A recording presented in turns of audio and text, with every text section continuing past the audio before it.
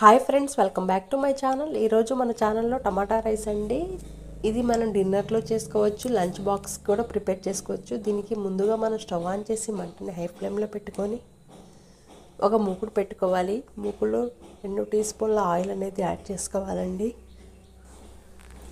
ఇక ఈ ఆయిల్ వేడైన తర్వాత మనం గరం మసాలా ఐటమ్స్ అనేది యాడ్ చేసుకోవాలి. బిర్యానీ పువ్వు, బిర్యానీ ఆకు, మరాఠా మొగ్గ, ఒక చెక్క, 4 లవంగాలు, 2 ఇలాచి, కొంచెం షాజీరా యాడ్ చేసుకోవాలి. వీటిని కొంచెం వేగిన తర్వాత ఉల్లిపాయ ముక్కలు అనేది యాడ్ చేసుకోవాలండి. ఆ తర్వాత పచ్చిమిర్చి యాడ్ చేసుకోవాలి. కొన్ని కరివేపాకు రెమ్మలు యాడ్ చేసుకోవాలి. వీటిని మనం దూరగా వేయించుకోవాలి. ఇక్కడ ఆలోపు మనము బాస్మతి రైస్ 1/2 కేజీ తీసుకున్నాం కదండి. వాటికి 5 టమాటాలు కరెక్ట్గా సరిపోతాయి.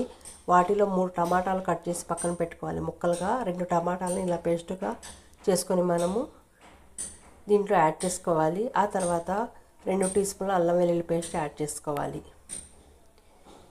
ఈ రెండింటిని మనము కొంచెం ఆయిల్లో దోరగా వేయించుకోవాలి, పచ్చివాసన పోయే వరకు.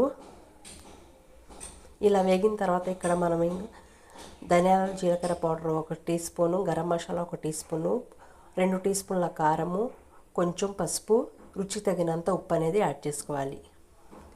వీటిని అన్నిటినీ మనము కలిసే విధంగా కలుపుకొని మనము మంటని లో టు మీడియం ఫ్లేమ్లో పెట్టుకొని వేయించుకోవాలి ఆయిల్లో. ఇలా వేగిన తర్వాత ఇక్కడ మనం 3 టమాటాలని కట్ చేసి ముక్కలు చేసుకున్నాం కదండి. ఆ టమాటాలను కూడా యాడ్ చేసుకోవాలి. వీటిని కూడా మనము ఆయిల్లో మగ్గించుకోవాలి.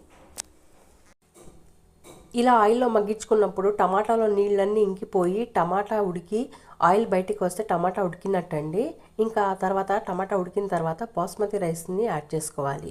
ఎప్పుడైనా బాస్మతి రైస్ అరగంట నానబెట్టుకోవాలి. ఆ తర్వాత మనము పుదీనా రెమ్మలు యాడ్ చేసుకోవాలి, కొన్ని కొత్తిమీర రెమ్మలు యాడ్ చేసుకోవాలి. ఇక ఆ తర్వాత మనం ఎసరు కోసము వాటర్ అనేది యాడ్ చేసుకోవాలండి. ఇక్కడ నేను 3 కప్పుల వాటర్ యాడ్ చేశాను, అంటే 2 కప్పుల బియ్యం అనేది తీసుకున్నానండి బాస్మతి రైసు. ఇక్కడ కప్పు కొలత వచ్చి 250 గ్రాములు, అంటే 2 కప్పులు వచ్చి 500 గ్రాములు అండి. 1/2 కేజీ బియ్యం. ఇలా ఒక్కసారిగా కలుపుకొని మనము రుచికి తగినంత ఉప్పు అనేది యాడ్ చేసుకొని మంటని హై ఫ్లేమ్ టు మీడియం ఫ్లేమ్లో మార్చుకొని మనం మూత పెట్టి ఉడికించుకోవాలి టమాటా రైస్ని. 10 నిమిషాల తర్వాత మూత తీసి ఇలా దగ్గర పడినప్పుడు మనము మంటని లో ఫ్లేమ్లో మార్చుకొని మూత పెట్టి మనము టమాటా రైస్ని ఉడికించుకోవాలి. 5 నిమిషాల తర్వాత ఇంకా మనం పొడి పొడిగా టమాటా రైస్ అనేది ఒక ప్లేట్లో సర్వ్ చేసుకోవటమే. ఇక్కడ నేను పెరుగు చట్నీ అనేది యాడ్ చేశానండి. మీకు ఇష్టమైంది మీరు యాడ్ చేసుకోండి.